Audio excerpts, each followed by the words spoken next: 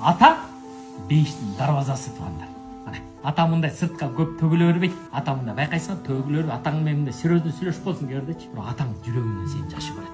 Атаңчы сен мындай таптаңда басқандачы 2 жашқа шыққанда мойды. Тамтаңда басқан. Мойды алып тұрып, сені қарап тұрып, жаман сүйінгенде сен аны білмейсің де, сен 2 болшың ей. Қарап тұрып, үшін мен балам депчі. Чоңойғанда жардам береді маған деп. Сүйініпчі мойды. Жүрегі, көкірегім шығып кете тұрғанда сүйінген. Тамтамда мен балам бірінші жолы басатады деп сүйінгенде. Мына ата ошондай болады. Атаңчы атаң қандай болады айтайын ба?